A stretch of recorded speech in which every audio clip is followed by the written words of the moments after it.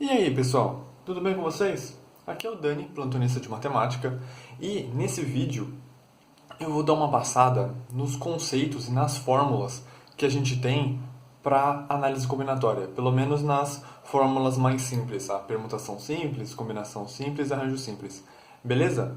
Bom, vamos nessa. Então, o que é a permutação? Basicamente, a permutação é quando a gente troca tudo de lugar. O exemplo que eu peguei aqui foi com 5 objetos, porque eu tenho 5 objetos aqui do lado. Então, basicamente, o que a gente faz? Cada risquinho aqui representa a posição de um objeto que eu vou preencher. Então, eu fiz o primeiro risquinho e eu vejo, quantas opções eu tenho?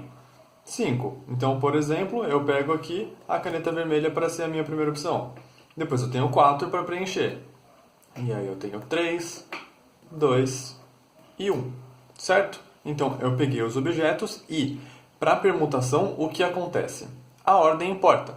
Eu estou querendo ver quem é o primeiro objeto, quem é o segundo, o terceiro, o quarto e o quinto, por isso que eu coloco o primeiro, o segundo, o terceiro, o quarto e o quinto, e eu crio essa multiplicação chegando no que a gente já está acostumado como n fatorial. Tudo bem? Esse é o mais simples, eu acho que é o mais intuitivo, que a gente consegue fazer um pouquinho mais fácil. Vou trazer isso aqui de volta para conseguir falar agora do arranjo. Qual é a ideia do arranjo? Eu tenho mais objetos do que lugares agora. Então, eu tenho os 5 objetos ainda aqui no canto para trabalhar, só que eu só tenho 2 risquinhos, ou seja, eu só tenho 2 lugares. Então, pensando num exemplo, eu não quero mais usar todas essas cores para escrever no caderno na hora que eu estiver copiando. Eu quero usar só 2. Então, por exemplo, eu vou usar muito o vermelho e um pouco de preto. Certo? Nisso, o que aconteceu? Eu só tenho esses dois, então só tem 5 opções para o primeiro, 4 para o segundo e mais nada, por quê? Porque eu não quero mais objetos para trabalhar, eu só quero esses dois. Qual é o problema quando a gente vai tentar transformar isso numa fórmula? O fatorial, que é o que faz bem essa ideia de multiplicar de um número até todos os anteriores até chegar no 1, a gente não sabe parar o fatorial. Então, qual é a ideia? Para poder criar esta fórmula aqui, que no caso é só 5 vezes 4, eu preciso fazer 5 vezes 4 vezes 3 vezes 2 vezes 1 até o 1, só que aí eu divido pelo fatorial das coisas que eu não quero trabalhar. Faz sentido isso? Então, eu estou tentando tirar esse 3, 2 e 1, porque eu não tenho mais 5 objetos, eu só tenho 2. Então, se eu tenho 2 objetos, tem 3 objetos, que são esses aqui fora, que não me interessam. Então, a ordem deles aqui fora pode estar trocando de lugar. Então, pode ser o branco na frente, ou no fundo, tal, não sei o que. Isso pouco me interessa. Então, eu divido por esse 3 fatorial exatamente para tirar esses 3 objetos que estão aqui. Por isso que a fórmula fica n sobre n fatorial, né? Dividido por n menos p fatorial também, para poder tirar a quantidade de objetos que eu não estou trabalhando.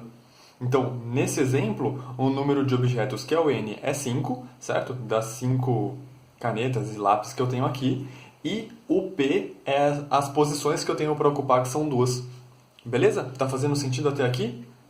Agora, o último de todos é a combinação. Qual é a diferença da combinação para o arranjo?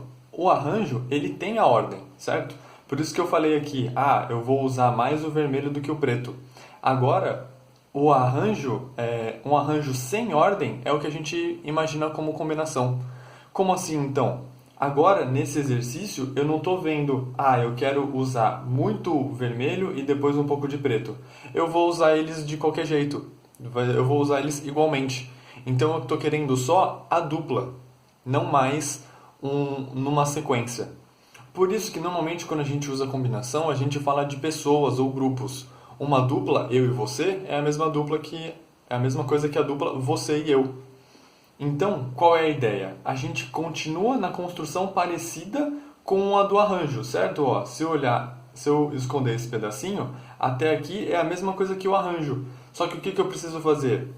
Eu preciso dividir, nesse caso, por 2 fatorial, para poder tirar a ordem, ou melhor, a permutação desses dois aqui trocando de lugar, para poder falar que isso aqui, vermelho e preto, é a mesma coisa que preto e vermelho. O que aqui em cima não era e agora vai ser, certo? Aqui em cima eu uso muito preto e um pouquinho de vermelho.